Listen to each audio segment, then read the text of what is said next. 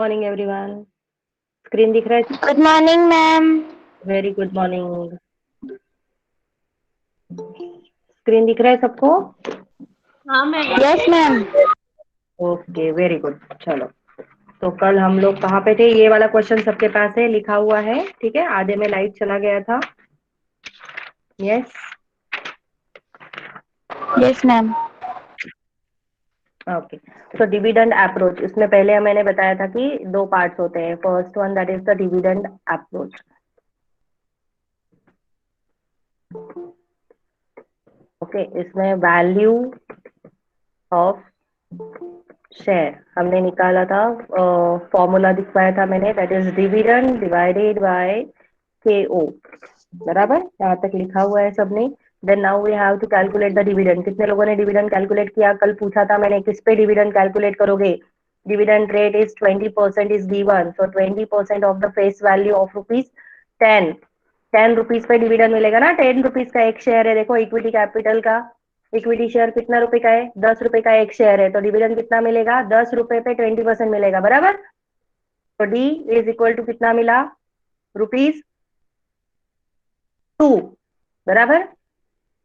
20% of 10 rupees कितना आता है? ₹2 आता है, बराबर। तो वो, बराबर। तो वैल्यू पर शेयर, फॉर्मूला लिखा हुआ है हमने ऑलरेडी। सेम फॉर्मूला लिखो फिर तुम लोग नीचे, वैल्यू पर शेयर फिर से लिखो। Dividend divided by K O. Dividend हमने फाइंड आउट किया ₹2, so 2 divided by K O, that is cost of capital. Cost of capital कितना दिया हुआ है? कैपिटलाइजेशन रेट लिखा हुआ है, देखो। Capitalization rate, dividend capitalization rate, इसका मतलब cost of capital of equity is 10% है। ओवरऑल कॉस्ट ऑफ कैपिटल कितना है? 10%। बराबर। तो 10% मतलब 0.10 लिख सकते हैं हम लोग। यस और नो? तो कितना आ रहा है बताओ? Yes two ma'am. Divided by 0.10 कितना आता है? वैल्यू पर शेयर कितना आएगा फिर? वैल्यू पर share rupees, how much it will come? 20। बराबर। अकॉर्डिंग टू डिविडेंड हमने निकाला अभी। अकॉर्डिंग टू डिविडेंड हमने निकाला कि हमारे मार्केट में शेयर का वैल्यू कितना रहेगा? ₹20 रहेगा। That is as per the dividend approach we have calculated. बराबर। तो ये सिर्फ एक शेयर की वैल्यू है, देखो ₹20 क्या है ये? पर शेयर वैल्यू है, पर शेयर, है ना। मुझे वैल्यू ऑफ बिजनेस चाहिए, मुझे पूरे के पूरे बिजनेस का वैल्यू निकालना है। सो वैल्यू ऑफ बिजनेस और फर्म इज इक्वल टू, कैसे निकालोगे फिर? जो वैल्यू हमने क्या निकाला हुआ है? मार्केट वैल्यू ऑफ शेयर निकाला हुआ है, बराबर। तो वैल्यू ऑफ शेयर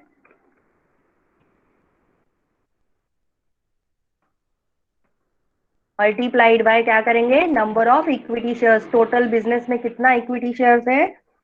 वो सारे के सारे इक्विटी शेयर्स को हम लोग क्या करेंगे? मल्टीप्लाई करेंगे, तो पूरे बिजनेस का वैल्यू मिल जाएगा। नंबर ऑफ इक्विटी शेयर्स, कितने नंबर ऑफ इक्विटी शेयर्स है?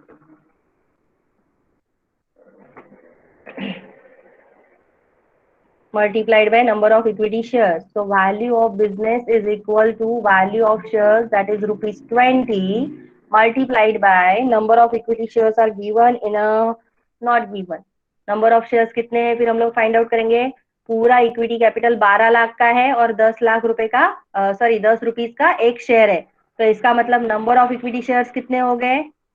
How much number of equity shares are there? That means 12 lakh capital and face value of each equity share is 10. So number of shares are 1,20,000. Yes, very good. 1,20,000 shares. तो पूरा value मिलेगा हमें। Value is equal to कितना आ रहा है फिर? ₹24 लाख। बराबर।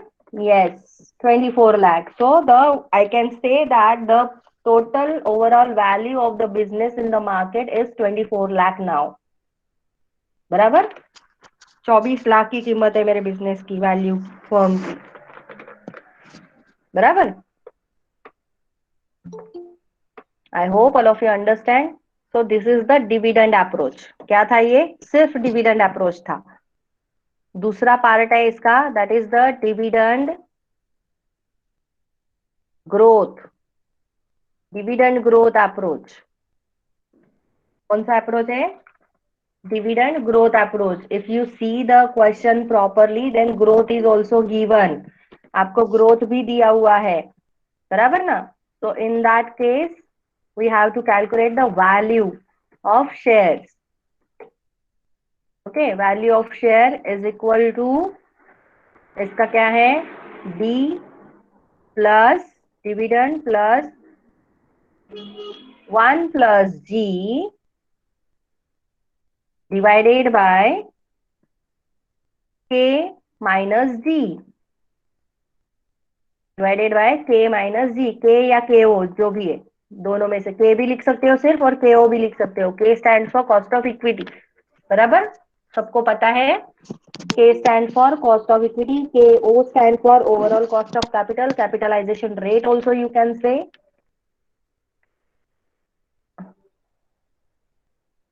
Okay, so this is the formula with the growth approach. Growth approach ये फॉर्मूला है, dividend plus 1 plus G is equal divided by K O minus ji.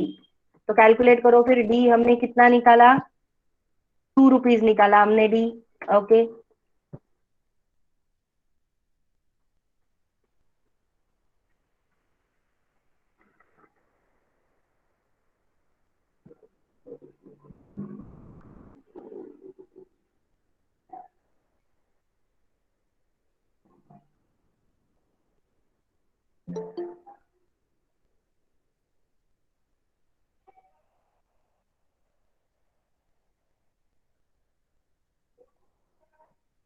Okay, यहाँ पे थोड़ा प्रिंटिंग मिस्टेक है आई थिंक, अगर बुक में देखोगे ना तो ये प्लस नहीं है, ठीक है, बता दे, this is not a plus, क्योंकि वो जो हम लोग ये लिखते हैं ना, डिवाइड का जो साइन लिखते हैं उसमें प्लस आता है, तो डी इंटू। ओके,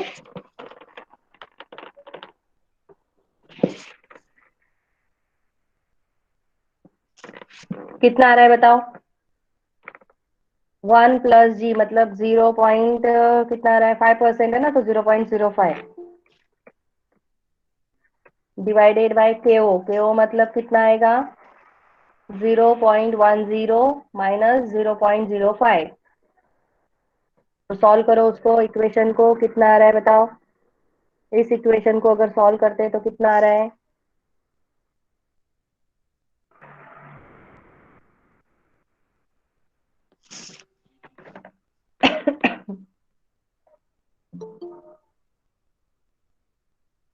21 आया मैम। 2.2 नहीं नहीं, 21 करो करो, पहले आराम से करो, घाई नहीं है। 42 आया। 1.2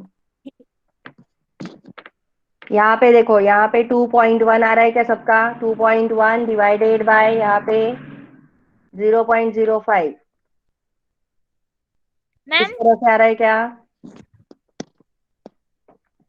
मैम वो जो 2 दिया है उसको मल्टीप्लाई करेंगे क्या? हाँ हाँ, मल्टीप्लाई करना है, बोला ना मैंने।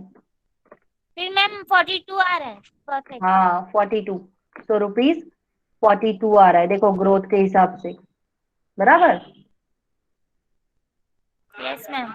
हाँ, तो 42 rupees will be the value of share, पर शेयर वैल्यू मिला हमें ग्रोथ के हिसाब से, ग्रोथ अप्रोच के हिसाब से, बराबर। तो उसके बेस पे हम लोग वैल्यू ऑफ फर्म निकालेंगे, वैल्यू ऑफ बिजनेस निकालेंगे। ध्यान से निकालो, क्योंकि यही फॉर्मूला हमें आगे चल के भी यूज करना है, इसीलिए धीरे धीरे बता रही हूँ, क्योंकि जो सेकेंड यूनिट है वो भी इसी पे बेस है पूरा। Okay, first and second same ही है नियरली। तो value of business is equal to, क्या करेंगे अभी, वैल्यू पर शेयर मिला हमें, तो वैल्यू पर share multiplied by number of equity shares. और नंबर ऑफ इक्विटी शेयर्स ही क्यों मल्टीप्लाई करते हैं, सबको पता है ना? Why we are multiplying only number of equity shares? Why not preference shares? Preference shares are also given. So why we are not taking that? Yes. Why we are not taking that?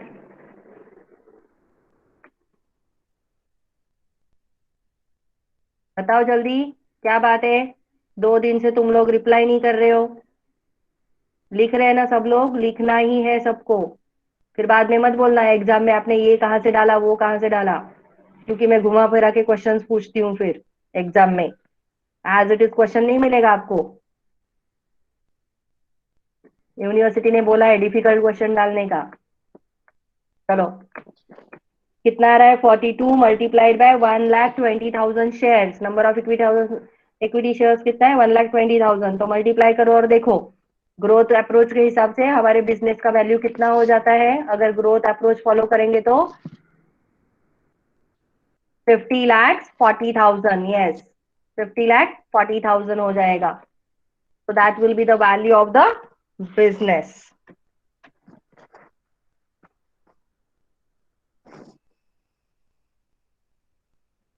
Okay.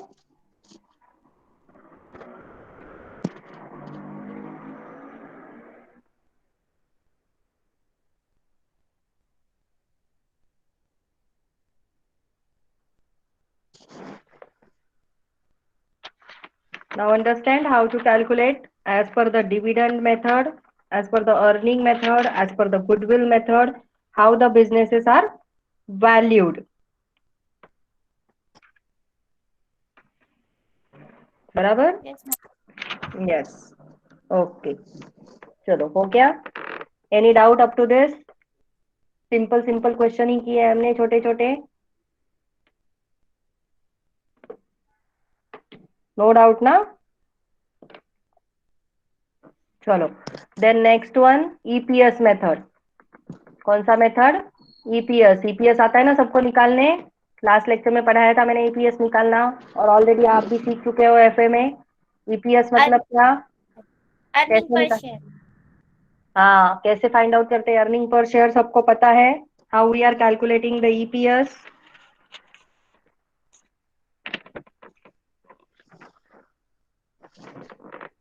Yes और no? आता है ना? हाँ या ना तो बोलो। Yes. ओ, इसको क्या हो गया भाई? तू किधर चला गया? हाँ,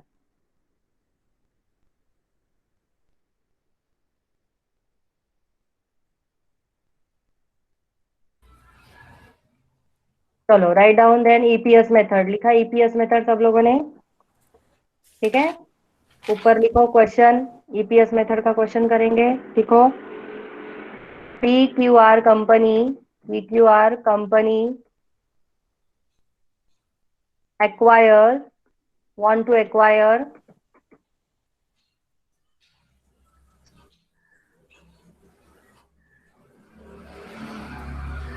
ABC company. Okay, ABC company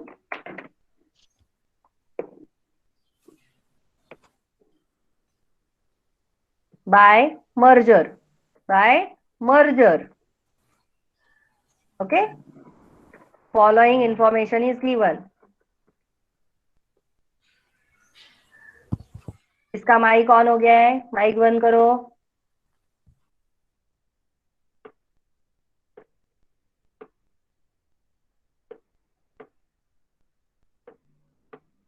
छोटा सा 4 लाइन का, तीन 4 लाइन का सिर्फ टेबल बनाना है आपको। ठीक है, 3 कॉलम्स के साथ।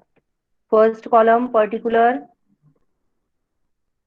Second column PQR, and third column ABC। Information is given. I hope सबको क्लियरली दिख रहा है प्रॉपरली। दिख रहा है मिस।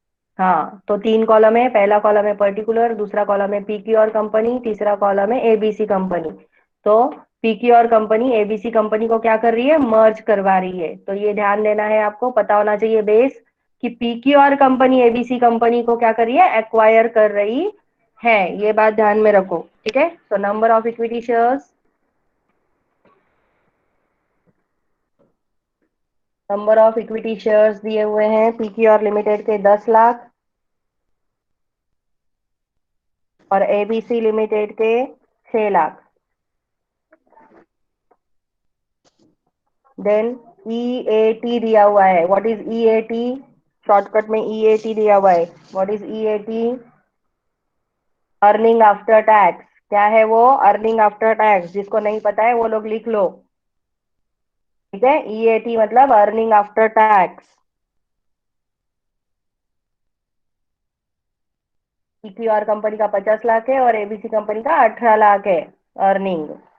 देन MV पर शेयर दिया हुआ है। व्हाट इज MV पर शेयर? MV पर शेयर मतलब मार्केट वैल्यू पर शेयर। मार्केट वैल्यू पर शेयर। मार्केट वैल्यू पर शेयर 42 है PQR का और ABC का है 28।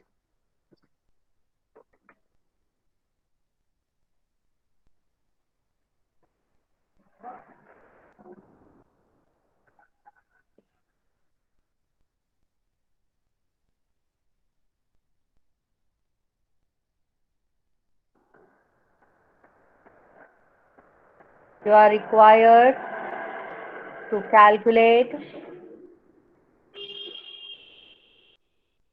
EPS. Calculate EPS and EPS after merger. Question ध्यान से पढ़ो क्या लिखा है। What you have to calculate? First you have to calculate the normal EPS. ठीक है, कंपनी का नॉर्मली जो ईपीएस रहेगा वो ईपीएस पहले आपको कैलकुलेट करना है। फिर बाद में बोला है कि मर्जर मर्जर होने के बाद वाला आप मुझे कैलकुलेट करके बताओ कि मर्जर करने के बाद ईपीएस क्या होगा कंपनी का। बराबर? Understand?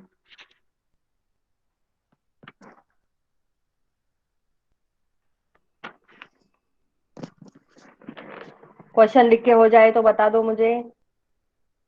PQR company want to acquire the ABC company by merger. Following information is given. Number of equity shares 10 lakh, 6 lakh. Then earning after tax दिया है 50 लाख, 18 लाख और मार्केट वैल्यू दिया है 42 एंड 28।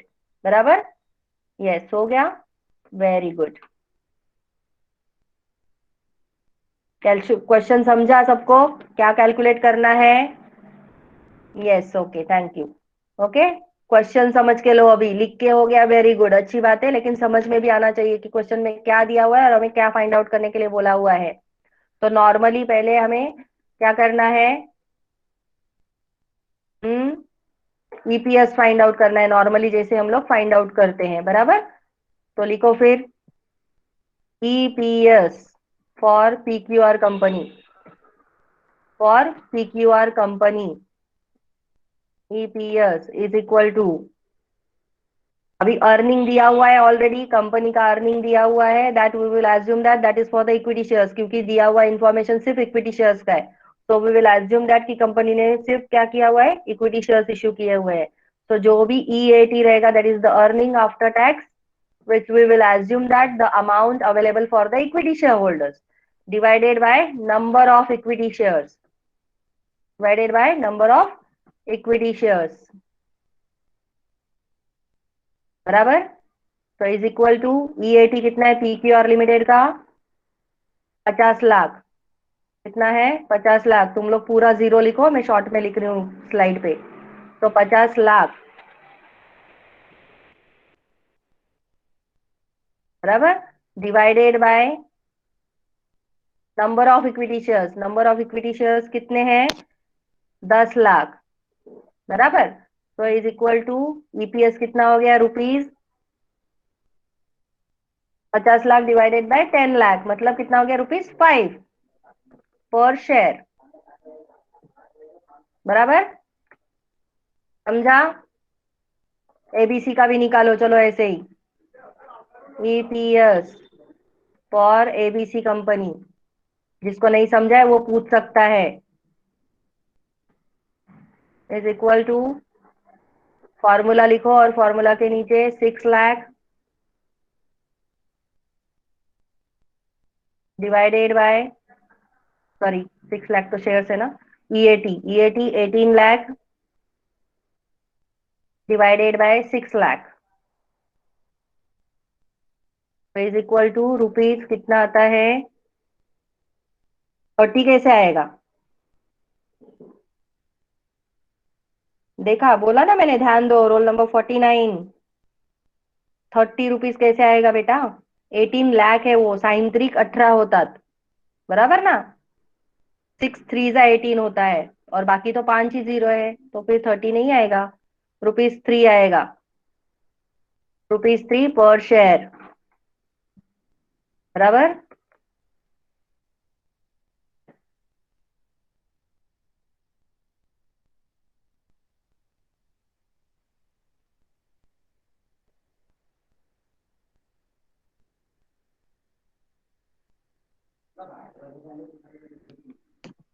यहाँ तक डाउट है किसी को? यहाँ पे किसी को डाउट नहीं होना चाहिए। तो ये फर्स्ट क्वेश्चन हमारा सॉल्व हो गया, कैलकुलेट ईपीएस, ईपीएस कैलकुलेट करने के लिए बोला था।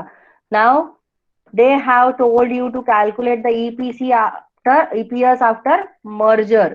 तो सेकेंड हेडिंग लिखेंगे, calculation of EPS after merger, after merger, बराबर। अभी आफ्टर मर्जर सोचो, आफ्टर मर्जर दिया हुआ है, आफ्टर मर्ज करने के बाद पीक्यूआर कंपनी एबीसी कंपनी को मर्ज करवा रही है, बराबर।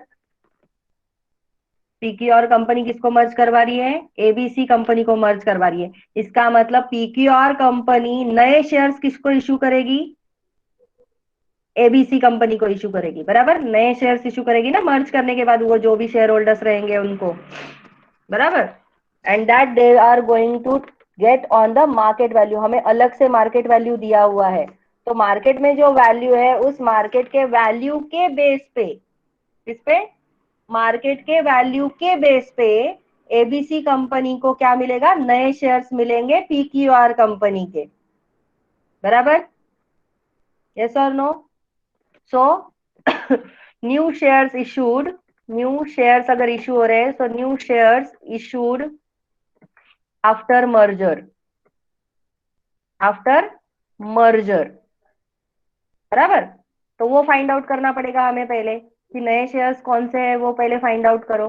तो हम लोग मार्केट वैल्यू को बेस लेंगे, मार्केट में जो वैल्यू चल रहा है उस हिसाब से हम लोग क्या करेंगे उसको, क्योंकि हमें मार्केट वैल्यू दिया हुआ है। So on the basis of market value we are going to give the shares to the ABC share holders, बराबर। तो एबीसी का मार्केट वैल्यू कितना है? 28। कितना है? 28, बराबर। और शेयर्स कितने एबीसी के टोटल? एबीसी के टोटल शेयर्स कितने? 6 लाख थे, तो 6 लाख के 6 लाख पूरे हम लोग हमारे कंपनी में मर्ज करवा रहे हैं। तो 6 लाख के बदले अभी नए शेयर्स उनको कितने देने चाहिए? तो 6 lakh shares multiplied by 28 divided bye 40। देखो, 28 न्यूमरेटर में रहेगा, क्योंकि एबीसी को हम लोग देने वाले हैं, तो एबीसी को कितना देंगे वो निकाल रहे हैं, तो वो न्यूमरेटर में जाएगा। Understand? That is also called as a one kind of a swap ratio, हम लोग बोल रहे हैं उसको, स्वैप कर रहे हैं हम लोग। The acquiring company is going to issue the new shares to the merged company share holders. तो कितना आ रहा है? 6 लाख शेयर्स थे, सॉरी 42 है ना, सॉरी सॉरी 42 है, ध्यान दो। हाँ 42 है, सॉरी मैंने जीरो लिखा 2 की जगह। समझ में आया? रेशो समझ में आया किस तरह से दे रहे हैं? 6 लाख के शेयर से एबीसी कंपनी को आप अपनी कंपनी में मर्ज करवा रहे हो पीक्यूआर में, तो पीक्यूआर के नए शेयर्स देने हैं। तो पीक्यूआर की वैल्यू तो 42 है, और एबीसी की मार्केट वैल्यू 28 है। तो उस बेस पे रेशो आएगा, और उसके अकॉर्डिंग हम लोग नंबर ऑफ शेयर्स इशू करेंगे। तो कितने शेयर्स इशू करेंगे हम लोग? 6 लाख के बजाय 4 लाख। कितने? 4 लाख, यस, 4 लाख शेयर्स, बराबर। इसका मतलब 4 लाख शेयर्स हम लोग इश्यू करने वाले हैं। तो अभी नए शेयर्स मिले, बराबर। तो earning after merger, earning after merger is equal to कितना हो जाएगा? 50 लाख प्लस 18 लाख। एबीसी का भी तो अर्निंग पीक्यूआर का हो जाएगा ना, बराबर। Is equal to 68 lakh. तो EPS after merger is equal to 68 lakh divided by कितने shares? 4 lakh shares, understand? Divided by 4 lakh shares, कितना आता है ईपीएस? कैलकुलेट करो, देखो समझ में आया क्या? सिस्टम समझ में आया किस तरह से करते हैं? 79।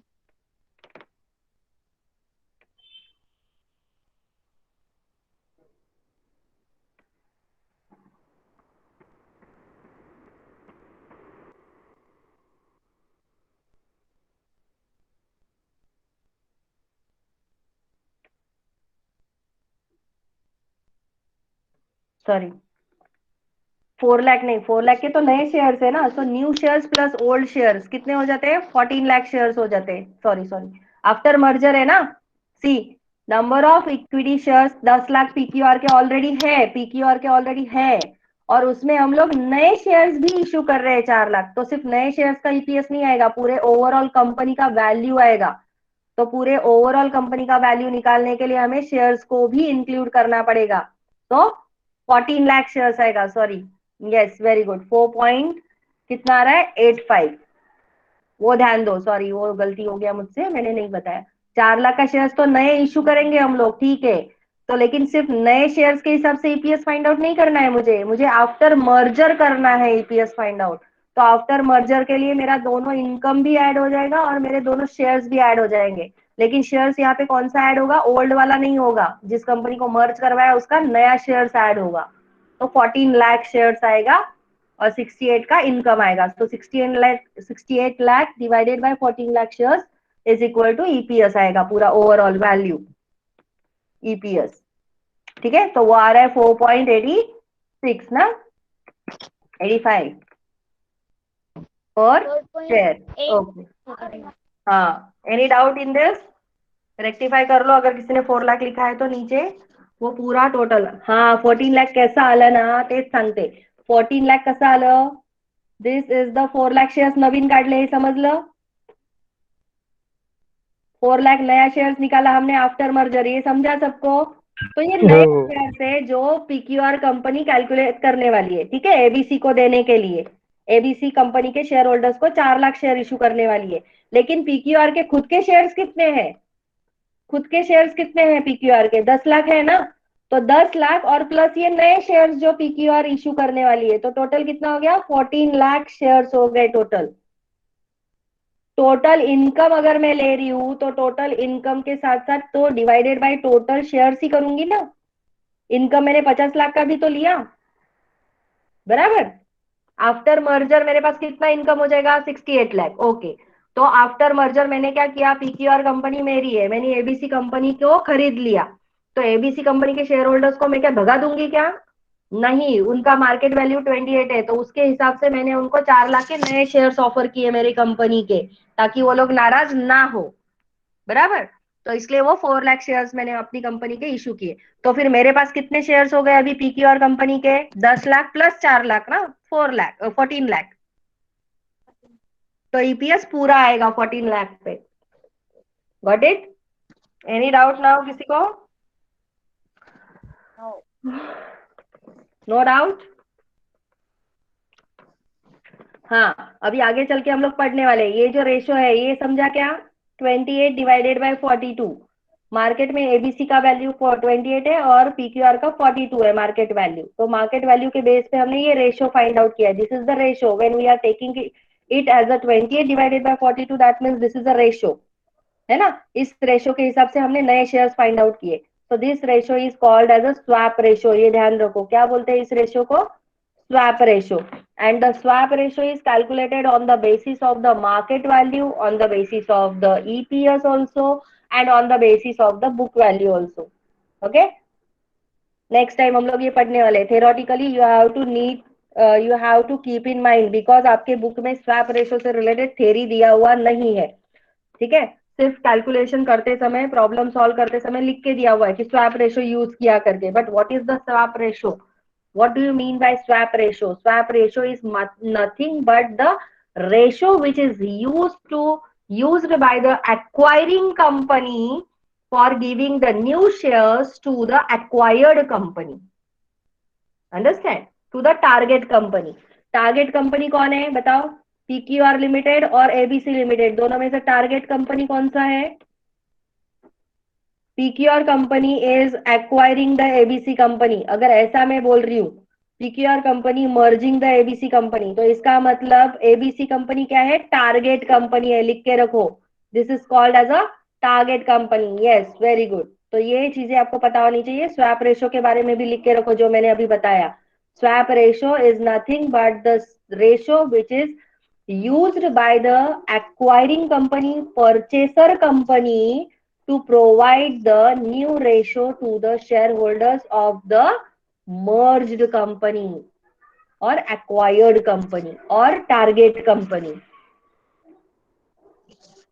Okay, and this swipe ratio can be calculated on the market price, on the book value और on the EPS।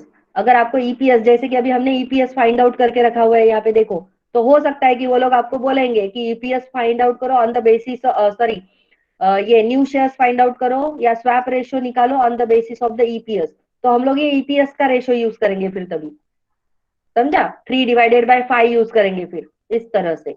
Book value बोला है तो आपको बुक वैल्यू दिया जाएगा और बुक वैल्यू के हिसाब से फिर आपको कैलकुलेट करना पड़ेगा। Okay, in the coming questions we are going to solve that also with the swap ratio. Okay, समझ में आया? Any doubt in this?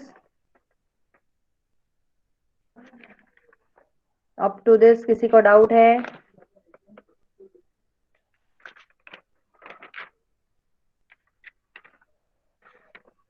कौन सा मेथड सीखा अभी तक हमने? गुडविल मेथड सीखा, सुपर प्रॉफिट मेथड सीखा, परचेस मेथड सीखा, एफसीएफई मेथड सीखा, एफसीएफएफ मेथड सीखा, फ्यूचर मेंटेनेबल प्रॉफिट मेथड सुना। हाँ, ठीक है। डिस्काउंटेड कैश फ्लो मेथड सीखा, अर्निंग कैपेसिटी मेथड सीखा,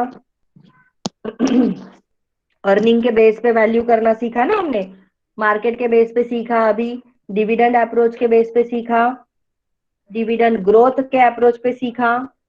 इतनी सारी मेथड हमने सीखी। Okay, all methods I have told you with the question. हर एक क्वेश्चन के साथ मैंने आपको हर एक मेथड बताया कि किस तरह से वैल्यू किया जाता है। बराबर? किसी मेथड में किसी को डाउट है? I hope all of you understand.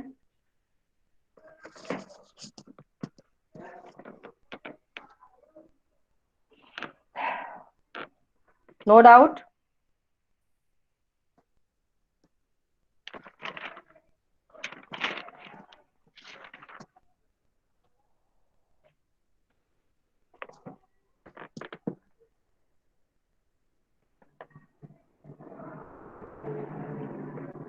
Okay, very good. चलो, नो डाउट ना?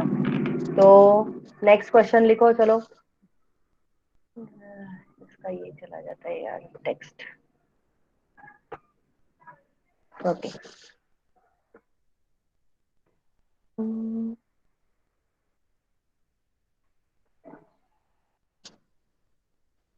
Write down next question.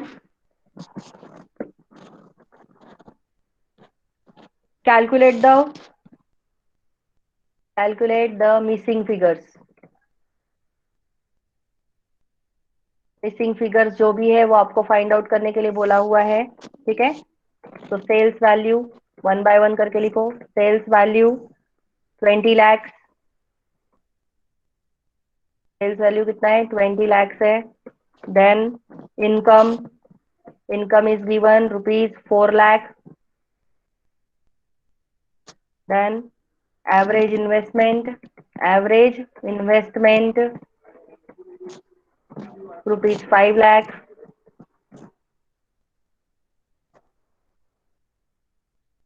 ₹5 lakh. Sales margin, sales margin आपको फाइंड आउट करना है in percentage. How much? Question mark. Sales margin question mark. Then capital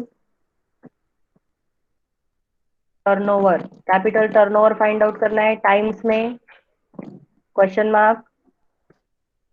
then ROI, percentage में find out करना है, question mark.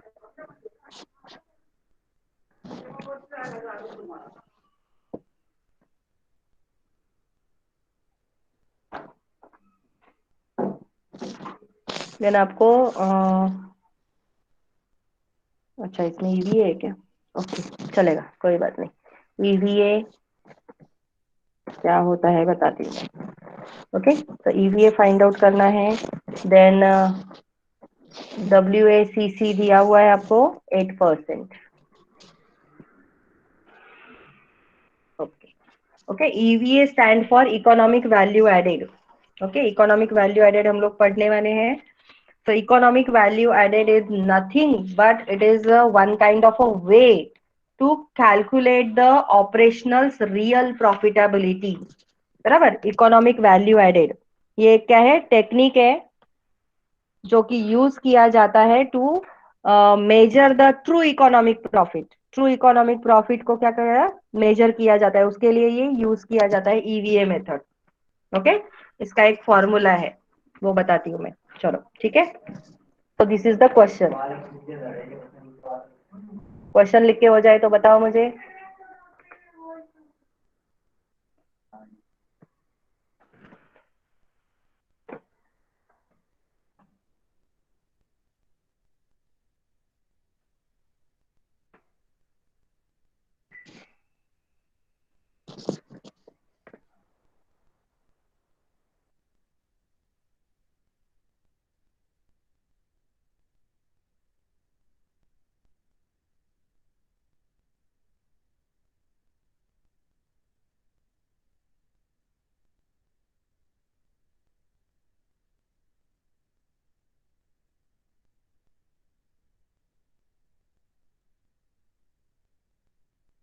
हो गया लिख के?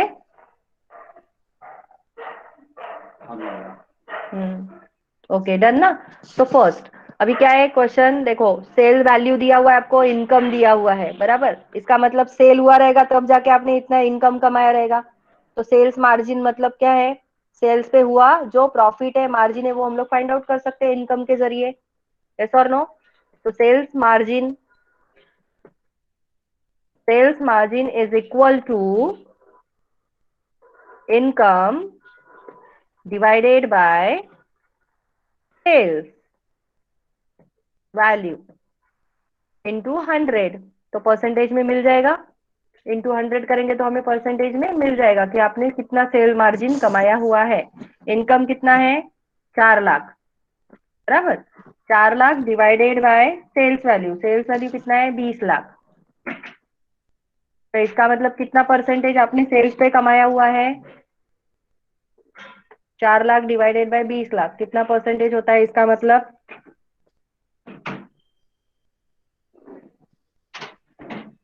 4 lakh divided by 20 lakh, sales margin हम लोग निकाल रहे हैं।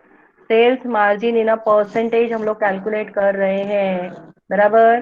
तो इज इक्वल टू कितना होगा बताओ? 4 लाख डिवाइडेड बाय 20 लाख, इसका मतलब कितना परसेंट होता है? 20%। यस वेरी गुड, 20%, बराबर। 20% होता है। आ गया समझ में? इस तरह से मिसिंग फिगर फाइंड आउट करना है। तो सेल्स मार्जिन हो गया। देन नेक्स्ट हमें क्या चाहिए? Capital turnover ratio. Second one क्या है? Capital turnover ratio. तो capital turnover ratio is equal to मतलब क्या है? This is related with the capital and turnover, बराबर। कैपिटल मतलब हमारी इन्वेस्टमेंट होती है, तो इन्वेस्टमेंट पे आपका सेल्स की वैल्यू कितना हुआ है, कितना रेशो है आपका सेल्स और कैपिटल के बीच में, सेल्स एंड इन्वेस्टमेंट के बीच में आपका क्या रेशो है, बराबर। वो फाइंड आउट करना है। तो सेल्स वैल्यू डिवाइडेड बाय, अभी कैपिटल के मतलब बदले हमें यहाँ पे क्या दिया है? इन्वेस्टमेंट दिया हुआ है। तो इन कैपिटल हमारा क्या होता है? इन्वेस्टमेंट होता है, understand. So sales value divided by investment is equal to कितना होता है? सेल वैल्यू 20 लाख है, डिवाइडेड बाय इन्वेस्टमेंट हमारा 5 लाख है, बराबर। Understand. Capital turnover ratio, capital turnover ratio कितना है ये आपको बताना है। इसका मतलब आपका जो कैपिटल है वो सेल्स का कितना नहीं, जो सेल्स है वो आपका इन्वेस्टमेंट का कितने टाइम्स है वो आपको बताना है। सेल आपके इन्वेस्टमेंट के कितने टाइम्स है? 4 टाइम्स। यस, देखो 4 टाइम्स है, मतलब इन्वेस्टमेंट से 4 टाइम्स ज्यादा है आपका सेल।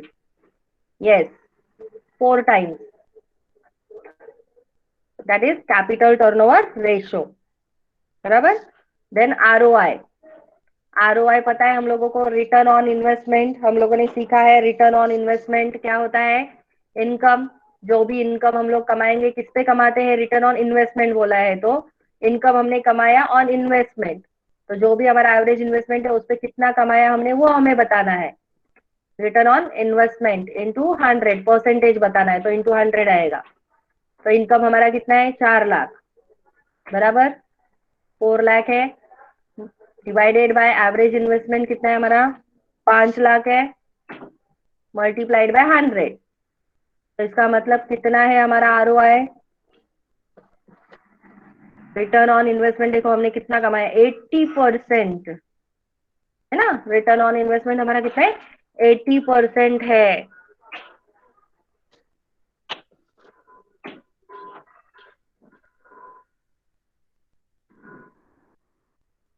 ओके। नाउ ईवीए, मैंने बताया आपको ईवीए, ठीक है, इसको हम लोग डिटेल में पढ़ेंगे, उसके पहले मैं आपको एक फॉर्मूला बता देती हूँ, आप याद करके रखो। Income minus bracket average investment, average investment multiplied by WACC. This is the formula for the EVA. ठीक है। इनकम, जो भी इनकम है वो इनकम, उसमें से माइनस क्या करना है, average investment with the cost of capital, वो हमें क्या करना है, माइनस करना है। ओके। ईवीए मतलब मैंने बताया आपको क्या है, it is nothing but the one kind of a tool और technique which is used to calculate the operational profitability. Profitability, economic value find out करते हैं हम लोग यहाँ पे, understand, economic profit find out करते हैं। So EVA is equal to, income कितना है हमारा, 4 लाख, कितना है, 4 लाख, बराबर, माइनस एवरेज इन्वेस्टमेंट कितना है, 5 lakh, multiplied by WACC। WACC already question में आपको दिया है, देखो यहाँ पे 8% दिया हुआ है लास्ट में क्वेश्चन में, WACC इज 8%, तो इंटू 8%, 8%, बराबर, तो कितना आता है बताओ, अभी इंटू 8% है यहाँ पे। हाँ, तो कैसे करना है, 4 लाख माइनस 5 लाख का 8% कितना होता है, एवरेज इन्वेस्टमेंट का WACC लेना है, इसका मतलब 5 लाख का 8% कितना होता है, 40,000, तो 40,000 लेंगे और वो उसमें से माइनस करेंगे, तो हमें मिलेगा EVA, economic value added. Full form लिखा क्या सबने, इकोनॉमिक वैल्यू एडेड बोलते हैं इसे। तो इकोनॉमिक वैल्यू एडेड हमारा कंपनी के लिए कितना है, 3,60,000 रुपया। This is the economical profit, economic value of the business. Yes, I hope all of you understand.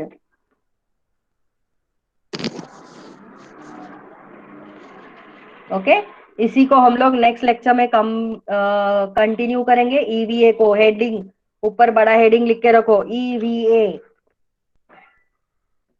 ऊपर बड़ा हेडिंग लिख के रखो, ईवीए। इसी को हम लोग कंटिन्यू करेंगे नेक्स्ट लेक्चर में। ईवीए अलग से ही हमें पढ़ना है अभी फिर से, इसलिए ये फॉर्म, अभी ये फॉर्मूला पता चल गया ना तुम लोगों को, तो ये फॉर्मूला याद करके रखो, नेक्स्ट लेक्चर में हम लोग पढ़ने वाले हैं। कल है ना लेक्चर, सैटरडे नहीं है शायद, ठीक है, लिख के रखो, ऊपर हेडिंग लिख के रखो, इकोनॉमिक वैल्यू एडेड। क्या बताया था सबको याद रहेगा ना, मैं पूछूंगी नेक्स्ट लेक्चर में। ओके। जितना भी सॉल्व करवाया है और क्वेश्चंस दूंगी, आज नहीं तो कल देती हूँ, मैं फोटो सेंड करूंगी, क्वेश्चंस लिख के रखना है ईवीए का, ठीक है। Okay, any doubt up to this?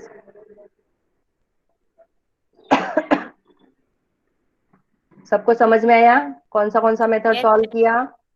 Dividend yes method, ma'am. Market value method, सब मेथड आपको पता होने चाहिए। मैंने पहले ही बोला है, this is the first unit, second unit में भी सेम यही चीजें हम लोग पढ़ने वाले हैं, बेस है सब। Okay, first and second unit, merger, take over वगैरह, उसी से रिलेटेड क्वेश्चंस करेंगे। ठीक है, अभी ये छोटे छोटे क्वेश्चन करेंगे हम लोग यूनिट 1 में, और यूनिट 2 में हम लोग बड़े क्वेश्चंस करेंगे। ठीक है, चलो ठीक है।